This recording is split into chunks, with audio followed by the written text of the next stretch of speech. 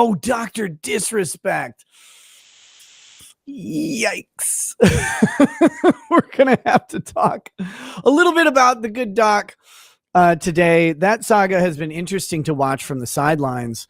It was also interesting to watch people that scramble around that issue. Man, that was really interesting to watch. But we'll have to talk about it a little bit.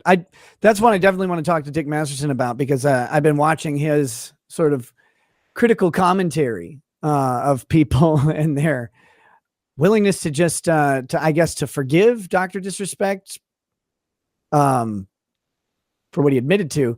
And to be fair, that happened like right away. Some firm handshakes were thrown around. Handshakes. Actually, maybe. Firm handshakes were thrown around to Dr. Disrespect when he admitted to having inappropriate conversations with a minor. I'm going to go ahead and stick with my Romeo Lacoste critique of Dr. Disrespect. Stop it. Stop it. The inappropriate conversations with a minor thing, go ahead and knock that off, guys. I'm going to go ahead and do that. Now, no firm handshakes on that one. I've highly not suggested to do that. But I was amazed. First of all, I was amazed watching Doc weather the allegations. He was weathering them fairly well at first, because he had a lot of support kind of from people I know watching, saying, oh, you know what? These are allegations. They could be bogus. It's just from some unverified Twitch employee, et cetera, et cetera, et cetera. And then all of a sudden, Doc comes out with the fucking lightning rod, says, you know what? You're damn right to fucking talk to that kid. It's like, well, okay. I mean, not necessarily the approach I would take. But all right. I guess if it was true, you might as well say it that way.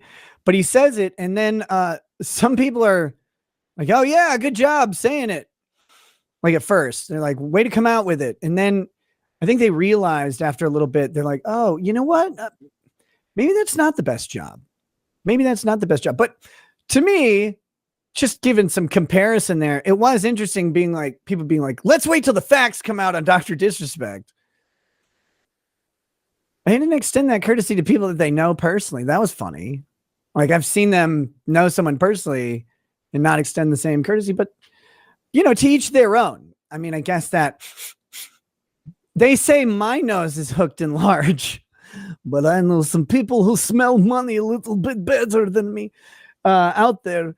And, watching that was just amusing to me. I don't know what you guys saw, but I look at the situation a little differently. True Blue Star J says, well, what were the inappropriate conversations? I don't know, but they didn't sound good. Doesn't have to be sexual, and even still could be jokes. Still bad, but not burn them alive bad. So far, I haven't heard any details. Look, I mean, he stepped down from his company. He's taking a break from the internet. He admitted to having these conversations, and he swears that nothing illegal was acknowledged and that Twitch totally paid out his contract. Well, look, Twitch paid out his contract for a very specific reason. Now, Doc always said, I mean, he was out there saying, well, I didn't know why. I don't know why they're doing this. But do you remember there was a moment? There was a moment where Dr. Disrespect seemed to know what happened, because he didn't know, and then he got some sort of idea about it. And then it kind of faded out. And that was interesting. But here's why they paid out the contract: because they got to keep it quiet for 4 years, right? NDAs all around. Twitch doesn't have to acknowledge that one of the top streamers on the platform was utilizing Twitch Whispers to have inappropriate discussions with a minor, including potentially meeting up at TwitchCon. Now, a subsequent employee has come out and said that they're very scared to talk about this, but they seem to indicate that he knew that it was a minor and that it was not accidental or anything like that. I don't know. about it. I'm not passing judgment on Dr. Disrespect based on the non-details. I just think it's his choice to come out and be like, yeah, talk to them, fuck you, plant his flag on the altar of that inappropriate conversation is a little weird. I think that's strange. I wouldn't advise it.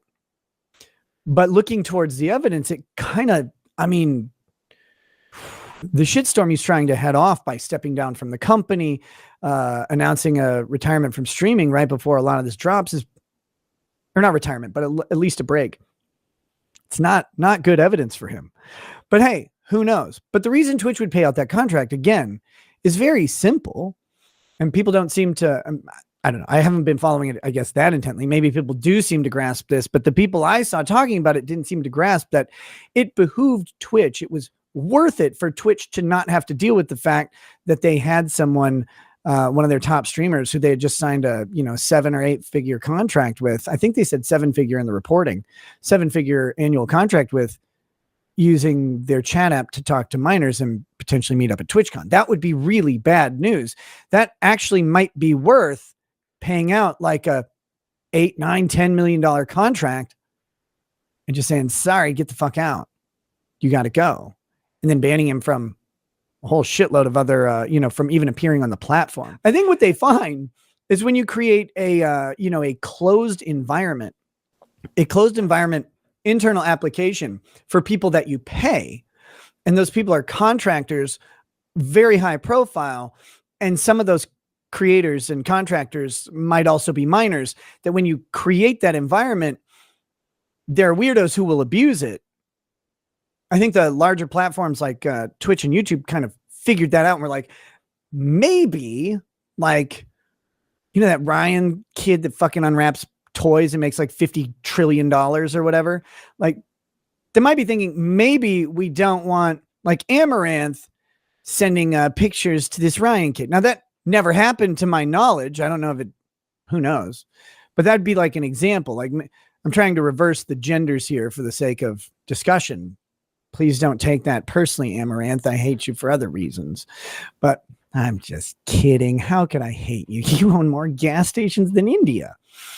But the entire idea of having someone who is of age have a back channel communication that is relatively private with potentially underage creators is very bad, especially when you're paying all of the parties involved and there could be very little parental supervision and could be quite a lot of coercion going on. Because imagine the, pardon the expression, exposure someone could get, like say an underage Call of Duty streamer from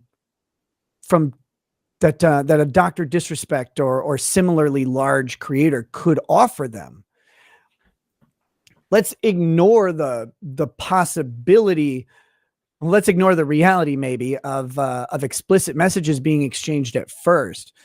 The coercive nature of having business to business communications between someone who is well established in the industry and a minor who is impressionable and potentially manipulable based on, hey, look what I can do for your numbers. Now, I'm not saying Doc did this at all. Again, this is purely in the hypothetical problems with the back channel communication system on large platforms where people stand to make millions and millions of dollars. Look what you can do. I mean, Doc could have made somebody, any streamer, into a 6-figure streamer very quickly, a 6-figure income earning streamer very quickly, right? Let them on his show, sort of take them under a wing and coach them. I don't know if he ever did it. I never watched his content, but in theory, someone of his, let's stop using Dr. Disrespect because I feel like that's rude. But in theory, some similarly situated streamer could have done that. They take a minor creator under their wing, give them effectively hundreds of thousands of dollars of someone else's money very quickly. And the coercive power of that is immense. It's immense. And so it's no surprise to me that both Twitch and YouTube eliminated their back channel communications. I never thought about it that way before. Thanks, Doc, for helping me discover a new reason not to have that bullshit. But hey, to me, the most interesting thing was, of course, as stated, watching Dr. Disrespect come out and brazenly and boldly proclaim his communications with a minor, and then watching people just rally around that. All right, guys, go ahead.